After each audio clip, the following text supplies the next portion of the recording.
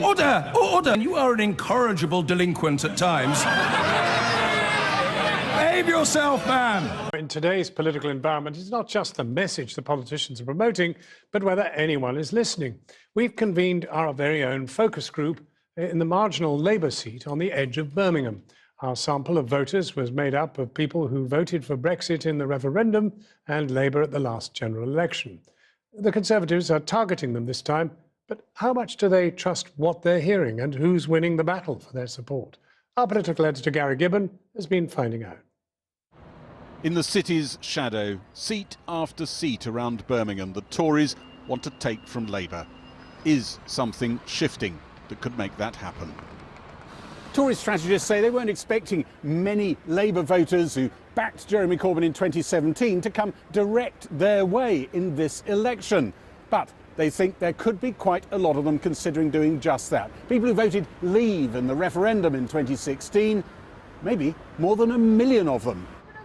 We pulled together two focus groups of former Labour voters who were Leave supporters from the Labour-held seat of Birmingham Northfield. This is what the parties do. It's a favourite technique of the mastermind of Vote Leave, Dominic Cummings, now working for Boris Johnson. We watched unfold what his team has been watching through mirrored glass for some time. So everyone in this room voted Labour last time. Who's thinking about voting for Labour again? Put your hands up. Okay, and why is that? Jeremy Corbyn. Jeremy Corbyn. Same. James Johnson of JL Partners used to focus group for Theresa May. He gathered some 2017 Labour voters who are now on the move. So you don't think you could be persuaded back? Between now and the 12th? Never say never. It'll take an awful lot. Can Jeremy Corbyn's massive public sector investment offer turn these voters? And which party is best on the NHS at this election? Well, Labour are going to put a lot more than the Conservatives in, aren't they? Billions of pounds, apparently. But we don't know where they're getting the money from. I'd say that's the concern, the say, Yeah, but it's those specific actions. Where's that money hit coming somewhere from? else. And yeah, where's the money going to come from? Yeah, that's the biggest concern. Let's watch Jeremy Corbyn at his manifesto. This will be investment on a scale you've never known before. Where from? I don't trust the word he says. My views exactly. He just so untrustworthy. What's broken the trust for these voters in a Labour heartland? I think that they're old hat, if that's how you'd say it. So I feel like probably my generation, our parents voted Labour, so then we voted Labour, and I think that we've started to rethink it now, and I think that they're kind of dying out. When you go back to the Tony Blair days, you know, you had a great leader, and you knew what he stood for, rightly or wrongly, and you trusted him to a certain extent. Whereas with Corbyn, nobody knows. It doesn't seem he doesn't shine, he doesn't give you confidence. No, very true. Easy for the people, really. I don't know what the Labour Party stands for anymore. I don't. It used to be the working person's, you know, go-to party, but now I don't really know what they stand for. What do the Labour Party stand for?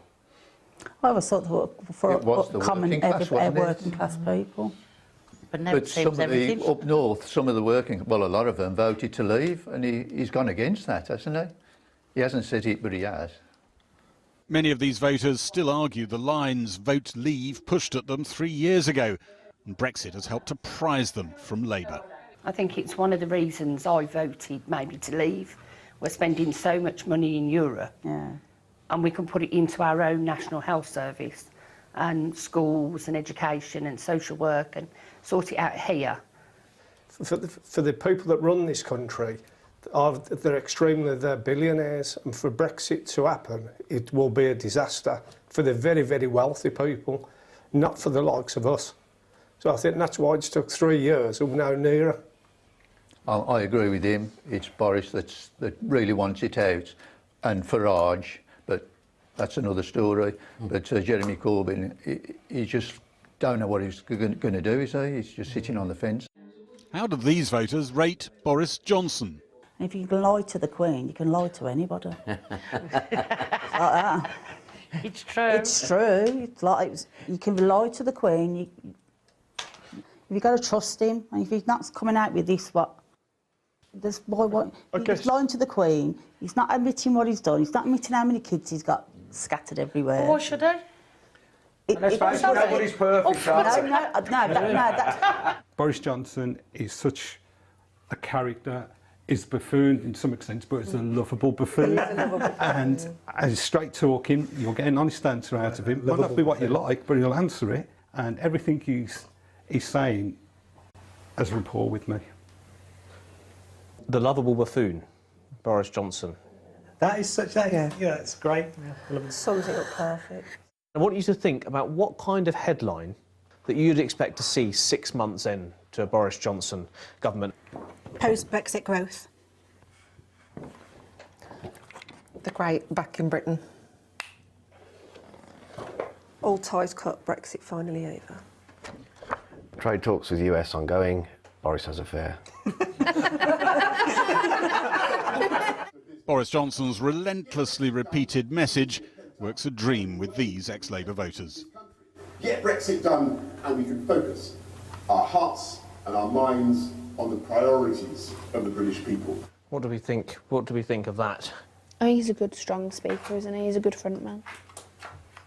Yeah, he's definitely a leader. That tiny clip there has hit on absolutely everything that all of us have spoke about.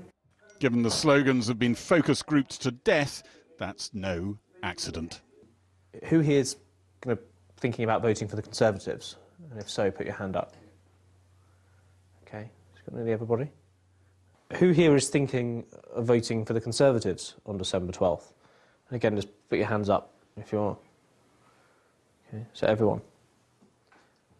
What's the biggest hesitation about voting Conservative? It's doing something that we don't normally do. Yeah, mainly. It's taking a different route rather than go with what we've always known.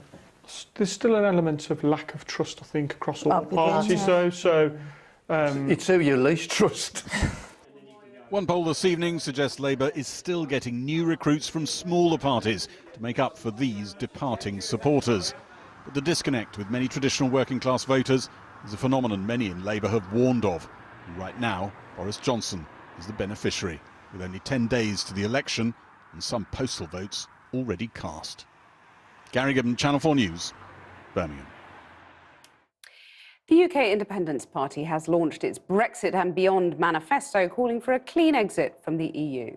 Among other pledges, bringing net immigration down to under 10,000 a year and keeping the NHS free at the point of delivery.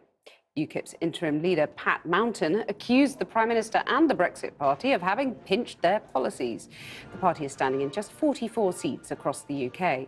Ms Mountain said they knew they wouldn't be in Downing Street anytime soon, but wanted to send a message. Yeah.